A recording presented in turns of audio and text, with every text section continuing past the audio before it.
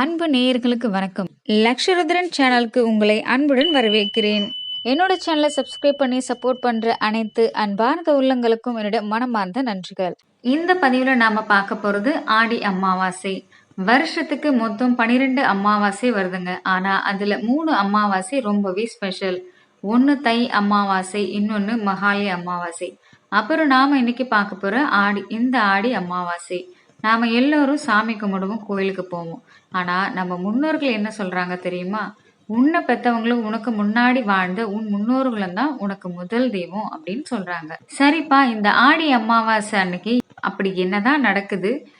ஏன் எல்லாரும் அன்னைக்கு ஆத்துல இறங்கி எள்ளும் தண்ணீரும் எரிக்கிறாங்க? ஏன் காகத்துக்கு சாப்பாடு வைக்கிறாங்க? இதுக்கு பின்னாடி ஒரு செம சுவாரஸ்யமான புராண கதையும் இருக்கு. அதே நேரத்துல நாம கண்டிப்பா தெரிஞ்சுக்க வேண்டிய பெரிய அறிவிலும் இருக்கு. வாங்க இன்னைக்கு இத பத்தி ரொம்ப விரிவா தெளிவா பார்க்கலாம். முதல்ல இந்த ஆடி மாசத்துல அப்படி என்னதான் அதிசயம் நடக்குதுன்னு பார்ப்போம். ஜோதிடத்துல சூரியனை அப்பா பித்ருக்காரகன் அப்படின்னும், சந்திரனை அம்மா மாத்திருக்காரகன் அப்படின்னு சொல்லுவாங்க. இந்த ஆடி மாசத்துல தான் சூரியன் கடகராசிக்குள் நுழையிறாரு. அங்க சூரியனும் சந்திரனும் ஒன்னா இணைற அந்த நாள் தான் ஆடி அமாவாசை. உங்களுக்கு இன்னொன்னு தெரியுமா? தேவர்களுக்கு ஒரு வருஷம் அப்படிங்கிறது வெறும் ஒரே ஒரு நாள் தான். அதுல தை மாசத்துல இருந்து ஆடி மாசம் வரைக்கும் அவங்களுக்கு பகல் நேரம். இந்த ஆடி மாசத்துல இருந்து மார்கழி வரைக்கும் அவங்களுக்கு இரவு நேரம். இதைத்தான் நாம தட்சிணாயன புண்ணிய காலம்னு சொல்றோம். இந்த தட்சிணாயன புண்ணிய காலத்தோட முதல் அமாவாசை தான் இந்த ஆடி அமாவாசை. நம்ம முன்னோர்கள் ஆன்மீக ரீதியா என்ன நம்புறாங்க அப்படின்னா, இந்த ஆடி அமாவாசை அன்னைக்கு தான் பித்ருலோகத்துல இருக்கிற நம்ம தாத்தா பாட்டி முன்னோர்கள் எல்லாரும் பூலோகத்துக்கு புறப்பட்டு வராங்களாம். நம்ம பிள்ளைகளும் பேர குழந்தைகளும் நம்மள நினைச்சு ஒரு சொட்டு தண்ணியும் எள்ளும் தருவாங்களா, நம்மள ஞாபகம் வச்சிருக்காங்களா அப்படின்னு எதிர்பார்த்து வர்ற நாள் தான் இந்த நாள். இப்ப நான் உங்களுக்கு ஒரு சூப்பர் கதை சொல்றேன், கேளுங்க. மகாபாரதத்துல கர்ணனை பத்தி நம்ம எல்லாருக்குமே தெரியும். தான தர்மம் பண்றதுல அவரை அடிச்சுக்க ஆளே கிடையாது. போர்க்களத்துல கர்ணன் இறந்த அப்புறம் நேரா சொர்க்கத்துக்கு போறாரு. அங்க போய் பசிக்குதுன்னு சாப்பாடு கேட்கும்போது தேவேந்திரன் அவருக்கு தங்கத்தையும் வைரூடியங்களையும் தட்டுல வச்சு கொடுக்கறாரு. கர்ணனுக்கு ஒரே அதிர்ச்சி. என்னப்பா இது, நான் உயிரோட இருந்தப்போ கேக்குறவங்களுக்கு எல்லாரும் வாரி வாரி தானம் பண்ண, எனக்கு போயும் சாப்பிட தங்கத்தை கொடுக்குறீங்களேன்னு கேக்குறாரு. அதுக்கு இந்திரன் சிரிச்சுக்கிட்டே சொல்றாரு, கர்ணா, நீ வாழ்நாள் முழுக்க பொன்னையும் பொருளையும் தானம் பண்ணாய். ஆனா உன்னை பெத்தவங்களுக்கும் உன் முன்னோர்களுக்கும் ஒரு நாள் கூட எள்ளும் தண்ணீரும் இறைச்சி தர்ப்பணம் பண்ணல, சாப்பாடு போடல. அதுதான் உனக்கு இந்த நிலைமைன்னு சொல்றாரு.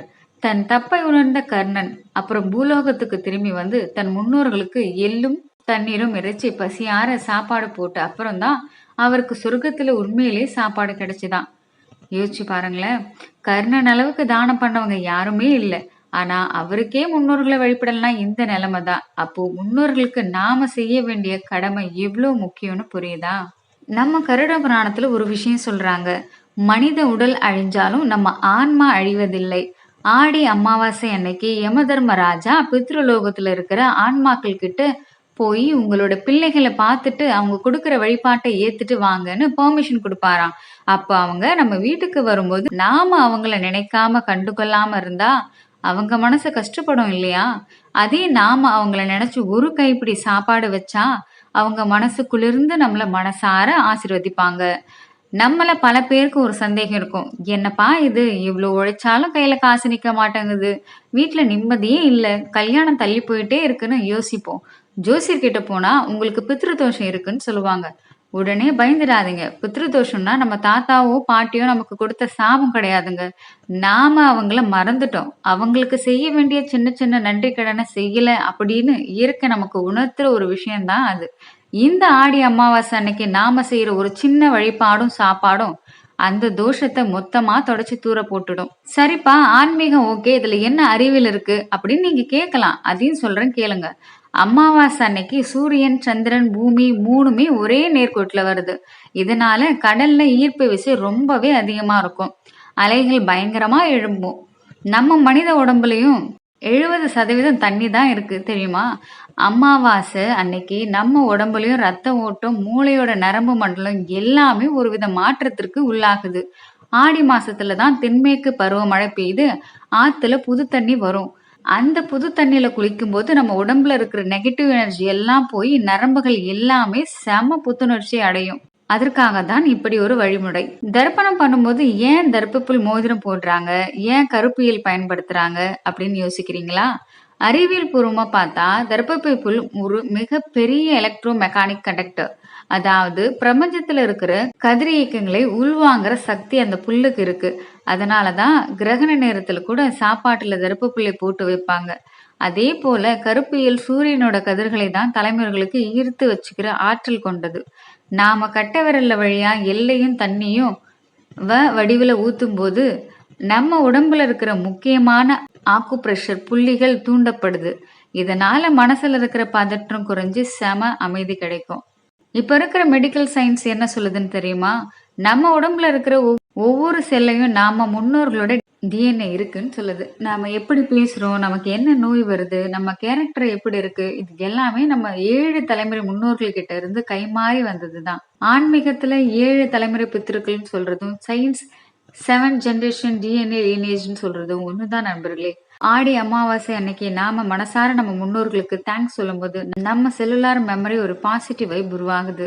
நன்றியுணர்வோடு இருக்கும்போது நம்ம மூளையில டோபமைன் சுரந்து மனசு அவ்வளோ சந்தோஷமா மாறுதுன்னு நியூஸ்ரோயின் சொல்லுது. நம்ம அன்னைக்கு என்னதான் செய்யணும் அப்படின்னு உங்களுக்கு தோணுச்சுன்னா இப்படி பண்ணுங்க. ஆடி அமாவாசை அன்னைக்கு அதிகாலையிலேயே எழும்பி குளிச்சுட்டு பக்கத்துல இருக்கிற ஆத்தங்கரைக்கோ இல்ல தீர்க்க கரைக்கோ போறது ரொம்பவே நல்லது. ராமேஸ்வர அக்னி தீர்த்தம், திருச்சி அம்மா மண்டபம், பவானி கூடுதுறை, திருவள்ளுவர் தாமிரபரணி நதிக்கரைகள் இந்த மாதிரி இடங்கள்ல வாத்தியார்கள் அதாவது செய்முறைகள் செய்வர்கள் மூலமாக தண்ணி வச்சு தர்ப்பணம் பண்ணலாம். தண்ணில இறங்கி குளிக்கும் போது மனசுக்குள்ள ஓம் நமோ நாராயணாய அப்படின்னோ இல்ல சிவசிவானோ மனசார நினைச்சுக்கோங்க. சரி, இது நம்ம ஆத்தங்கரைக்கு போறோம் பண்றோம். ஐயோ என்னால வெளியூர் போக முடியாதுங்க, ஆத்தங்கரைக்கு போக முடியாதுன்னு கவலைப்படாதீங்க. வீட்டுலயே ரொம்ப அழகா பண்ணலாம். அது எப்படி பண்ணலாம்னா, வீட்டை நல்லா சுத்தம் பண்ணிட்டு தலைக்கு குளிச்சுட்டு வீட்டுல தாத்தா பாட்டி படம் இருந்தா அதுக்கு ஒரு வெள்ளை பூவோ இல்ல துளசியோ போடுங்க. தெற்கு திசையை பார்த்து ஒரு நல்லெண்ணெய் தீபம் ஏத்தி வைங்க. அன்னைக்கு மதியம் சமைக்கும் போது முன்னோர்களுக்கு பிடிச்ச சாப்பாடு, முக்கியமா வாழைக்காய், அகத்திக்கீரை, துவையல், பாயாசம் பண்ணி இலையில படைங்க. சமையல் பண்ணி முடிச்சதும் நாம சாப்பிட்டு உட்காரத்துக்கு முன்னாடி ஒரு சின்ன இலையில அந்த சாப்பாட்டை எடுத்து வச்சு வீட்டின் கூரை மேல இல்ல வெளியிலோ காக்கைக்கு வைக்கணும். காக்கைங்கிறது சனி பகவானோட வாகனம் மட்டும் இல்லைங்க, அது நம்ம பித்திருக்களோட அம்சமாவே கருதப்படுது. காக்கை அந்த சாப்பாட்டை சாப்பிட்டுட்டா நம்ம முன்னோர்கள் நேர்ல சாப்பிட்ட மாதிரி ஒரு நிம்மதி கிடைக்கும். அன்னைக்கு சாயங்காலம் இல்ல காலையில பக்கத்துல இருக்கிற பசுமாட்டிற்கு ஒரு கட்டு அகத்திக்கீரையோ 4 பழமோ கொடுங்க. அதை விட முக்கியம், உங்க வீட்டின் பக்கத்துல இருக்கிற ஏழை எளியவங்களுக்கு இல்ல ஆதரவற்றவங்களுக்கோ அன்னைக்கு வயிறார சாப்பாடு போட்டீங்கன்னா அதை விட பெரிய புண்ணியம் இந்த உலகத்திலேயே இல்லைங்க. இதெல்லாம் சரி, பண்ணவே கூடாத 5 தவறுகள் என்னன்னு பார்க்கலாமா? இந்த தப்பு மட்டும் பண்ணிடாதீங்க. சுப காரியங்கள் பண்ணாதீங்க. ஆடி அமாவாசை அன்னைக்கு புது தொழில் தொடங்குறது, வீடு கிரக பிரவேசம் பண்றது, பொண்ணு பார்க்க போறதெல்லாம் பண்ணக்கூடாது. ஏன்னா இது முன்னோர்களுக்கு ஒதுக்கீடு செய்யப்பட்ட நாள். அன்னைக்கு கண்டிப்பா அசைவ உணவு சாப்பிடக்கூடாது. பூண்டு வெங்காயத்தை கூட தவிர்த்துட்டு சிம்பிளான சைவ சாப்பாடு சாப்பிடுறது ரொம்ப நல்லது. விளக்கு வாயால ஊதி அணைக்கவே கூடாது.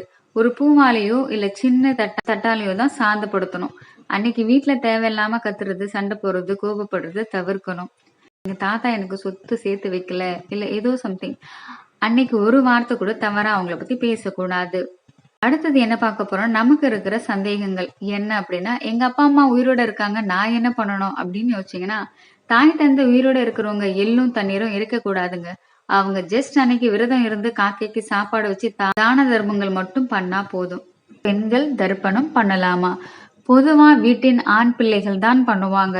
ஆனா ஆண் பிள்ளைகளே இல்லாத குடும்பத்துல மகள்களோ இல்ல மனைவிகளோ தங்கள் முன்னோர்கள் நினைச்சு தான தர்மம் வழிபாடும் பண்ணலாமுன்னு சாஸ்திரத்துல விலக்கு இருக்கு. நாம நம்ம குழந்தைங்களுக்கு இவ்வளவு காசு பணம் சொத்து சேர்த்து வைப்போம். ஆனா அதை விட பெரிய சொத்து என்ன தெரியுமா? நாம அவங்களுக்கு சேர்த்து வைக்கிற புண்ணியம்தான். இந்த ஆடி அமாவாசை அன்னைக்கு நாம மனசார நம்ம முன்னோர்களை நினைச்சு பண்ற இந்த சின்ன வழிபாடு நம்ம குடும்பத்தை மட்டும் இல்ல, நாளைக்கு வரப்போற நம்ம பிள்ளைகளோட வாழ்க்கையும் ஒரு கவசம் மாதிரி காப்பாத்தும். வரப்போற இந்த ஆடி அமாவாசை நன்னாள்ல நம்மளை இந்த பூமிக்கு கொண்டு வந்த நம்ம பெத்தவங்களையும் தாத்தா பாட்டியும் முன்னோர்களையும் மனசார நினைப்போம். எங்களை வாழ வச்ச அனைத்து முன்னோர்களுக்கும் எங்களோட கோடி நன்றிகள். அவங்களோட ஆன்மா சாந்தி அடைந்து நற்கதி அடைய இறைவனை வேண்டிக்கிறோம். அவங்களோட முழு ஆசீர்வாதமும் நம்ம குடும்பத்து மேலேயும் நம்ம குழந்தைகள் மேலேயும் என்றும் இருக்கட்டும். பித்ருராபயோ நமக.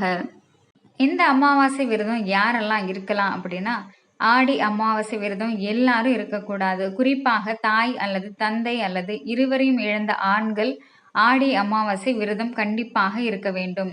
கணவனை இழந்த மனைவி, மனைவி இழந்த கணவன் ஆடி அமாவாசை விரதம் இருக்க வேண்டும்.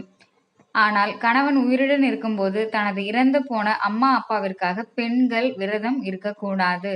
உங்களுடைய கணவர் இருந்தால் மட்டுமே பெண்கள் பெற்றோர்களுக்காக விரதம் இருக்க வேண்டும். அமாவாசை நாளில் முன்னோருக்கு தர்ப்பணம் கொடுப்பவர்கள் விரதம் இருக்கலாம். ஆடி அமாவாசை 2026 எப்போது வருகிறது? தேதி மற்றும் நேரம் 12 ஆகஸ்ட் 2026 ஆடி 27 கிழமை புதன்கிழமை வருகிறது. அமாவாசை ஆரம்ப நேரம் 12 ஆகஸ்ட் 2026 அதிகாலை 2:11 மணி.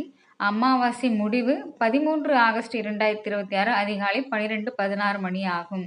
ஆடி அமாவாசை அன்று முன்னோர்களுக்கு செய்யும் வழிபாடுகள் மற்றும் தர்ப்பண காரியங்களை எப்போதுக்குள் செய்து முடிக்க வேண்டும். நேரடி தர்ப்பணம் திதி கொடுக்க வேண்டிய நேரம். முன்னோர்களுக்கு கொடுக்கப்படும் தர்ப்பணம் காரியங்களை காலை சூரிய உதயத்திலிருந்து மதியம் 12 மணிக்குள், அதாவது உச்சி பொழுது செய்து முடிப்பது மிகவும் சிறந்தது. பொதுவாக காலை 6 மணி முதல் 11:30 மணிக்குள் இதை செய்து முடிப்பது சாஸ்திரப்படி மிகவும் உகந்தது ஆகும். மதிய வேலைக்கு பிறகு செய்யலாமா அப்படின்னு உங்களுக்கு தோணுச்சுன்னா, பித்ரு காரியங்கள் மதியத்திற்கு பிறகு, அதாவது உச்சி பொழுது கடந்த பின் செய்வதை தவிர்ப்பது நல்லது. சூரியன் உச்சத்தில் இருக்கும் நேரமும் முற்பகலும் தான் முன்னோர்களின் வழிபாட்டிற்கு உரிய காலமாக கருதப்படுகிறது. நண்பர்களே, நம்ம குடும்பத்துல முன்னேற்றம் வரணும்னாலும் முன்னோர்களிட ஆசை கிடைக்கணும்னாலும் இந்த நாள் வழிபாடு ரொம்ப முக்கியம். இதுவரை நாம் பார்த்தது இந்த வருடம் ஆடி அமாவாசை எப்போ வருது, எந்த நேரத்துல தர்ப்பணம் கொடுக்கணும், அன்றைய நாள் என்ன செய்யணும், என்ன செய்யக்கூடாது, ஆடி அமாவாசையோட சிறப்பு என்ன, அப்படி செய்யாவிட்டால் என்ன நடக்கும் என்பதை பற்றி தெளிவாக பார்த்தோம். முன்னோர்களோட பரிபூரண ஆசை இருந்தாலே நம்ம வாழ்க்கையில எந்த கஷ்டமும் வராது. அதனால இந்த ஆடி அமாவாசை அன்னைக்கு தவறாம வழிபாடுகளை செய்யுங்க. முன்னோர்களின் ஆசையால் உங்கள் குடும்பத்தில் உள்ள பித்ருதோஷங்கள் அனைத்தும் நீங்கி ஆரோக்கியம், அமைதி, மகிழ்ச்சி மற்றும் குறைவற்ற செல்வம் பெருகி சுபகாரியங்கள் தடையின்றி நடக்கும். எல்லாம் வல்ல இறைவனும் உங்கள் குலதெய்வமும் பித்ருக்களும் உங்களையும் உங்கள் குடும்பத்தையும் என்றும் பாதுகாத்து ஆசீர்வதிக்கட்டும். இந்த வீடியோ உங்களுக்கு பயனுள்ளதா இருந்திருந்தால் லைக் பண்ணுங்க, உங்க ஃப்ரெண்ட்ஸுக்கு ஷேர் பண்ணுங்க. மறக்காம நம்ம சேனலை சப்ஸ்கிரைப் பண்ணிட்டு சப்போர்ட் பண்ணுங்க. பக்கத்துல இருக்க பெல் ஐக்கானை கிளிக் பண்ணிடுங்க. எல்லோருடைய வாழ்விலும் நல்லதே நடக்கட்டும். நன்றி, வணக்கம். தேங்க்ஸ் ஃபார் வாட்சிங்.